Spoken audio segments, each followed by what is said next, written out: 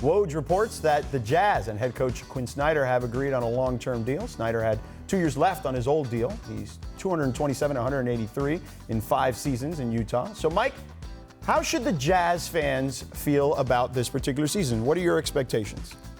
If we're talking about teams we have expectations for, again, obsessively 1 through 8 trying to figure out the Western Conference, I think that we're talking about regular season positioning. That's all we can figure out. I'm not going to try to look ahead to the playoffs. Right. I think that Utah is probably the most overlooked team. The conversations I've had with some with players and coaches go something like this. Oh, yeah, that's right. I can't forget Utah. But people do forget Utah. Yeah. They've forgotten them by the way they answer that question. And I think Quinn Snyder, he seems really suited to the group he's got now, to be a guy who's coaching Mike Conley. I mean, just the lineup they have, the depth they have, they're too deep almost everywhere. I think the Utah fans ought to feel this is the best chance and the best team they've had since Stockton and Malone. Mm-hmm. We're going back 20 years. So why wouldn't they feel pretty good in Salt Lake City? I dream big. That's what I say to Utah fans. Dream big. I think they're a championship contender. Now, the preseason raised some alarm bells, and they have some questions to answer. I think if they got into a playoff series with the Lakers or the Clippers, right now as their roster stands, I don't know that they have a guy they can throw at LeBron and Kawhi and Paul George, and you can confidently say he can hold his own without emergency double teams and triple teams and all that.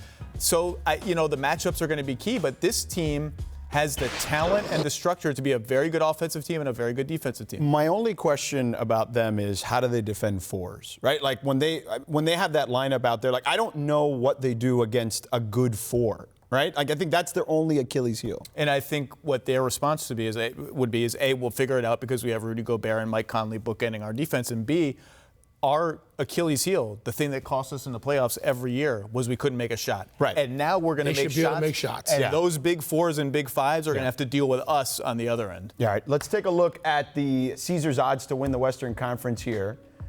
Zach, which team do you think would be the safest bet? The safest bet? Yeah. Not the likeliest, just the safest, the one you feel. I feel good about Clippers as the safest bet. I think the Clippers are the best team in the NBA, top to bottom. But I like the Jazz plus 800. If I were the gambling type, I might I'd throw look at something that. on that. Safest bet, I'd say the Clippers as well. Yeah.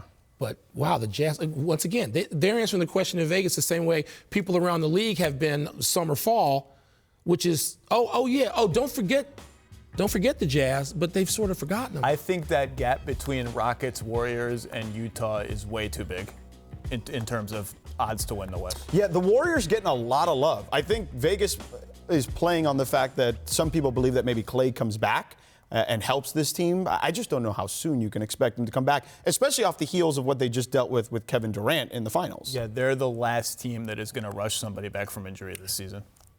Agreed. Yeah. Can't afford to. And why would you? You're right. Right, you just got a long-term. If there's one team that is playing with no pressure to win now, it would be the Golden State Warriors. Yeah. Yeah, for sure. The Nuggets, though, are an interesting one that I don't think. Do you think enough people are talking about them? No one is ever going to. There are never going to be enough people talking about the Nuggets and the Jazz when the Lakers and the Clippers are good at the same time. Yeah. So the answer is obviously no. Yeah. The Nuggets are going to be really good. I think the Nuggets are going to be the number 1 seed in the Western Conference at the end of the season. That doesn't mean they're going to win it. Right. But I think with their continuity and their depth, all these other teams have changed their rosters and had injuries. They're going to roll the ball out and pile up a ton of wins. They have the best home court advantage of the NBA. I want to see 34-8, I believe, last year, or 33-8. Yeah. So the Michael Porter Jr. thing to me is fascinating, Michael. Like, what do you think they're going to do with him? Off the bench, obviously. Somebody recently said that Michael Porter Jr. First of all, you can't know how healthy he's going to be. So we got to start with that, and we haven't seen him in sort of full game pressure situations. We just haven't seen that. Yet, having said that, I talked to people who told me this week that Michael Porter Jr. is going to be a guy that they project by the end of the year will be able to come off and do so many different things if he's still coming off the bench, that he can have nights where he can score nearly 30 points. Wow. There are nights that he will be involved incredibly defensively. He's got a versatility about him. And you hear all this and you're like, wow.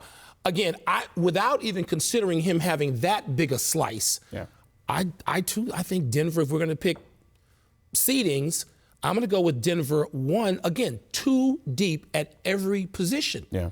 What is it that Denver doesn't have? It doesn't have the LA behind its name. Yeah. That's essentially what we're talking about. If you strip down, sort of where these teams played and just juggle that, people would see Denver very differently. And Michael Porter Jr. seems to be an enormous piece of that. Again, coming off a team that won 61 games, what did they win, 60? They were in the 50s last year. They were in the 50s, they ain't got to 60. Yeah, 54, but still, I mean, so they led, they were the number 1 seed in the West, and now you're going to add all this to it. Yeah, the championship window could be fascinating for them, depending on Michael Porter Jr.'s future for sure. That's something to keep an eye on. Thanks for watching ESPN on YouTube. For more sports highlights and analysis, be sure to download the ESPN app. And for live streaming sports and premium content, subscribe to ESPN+.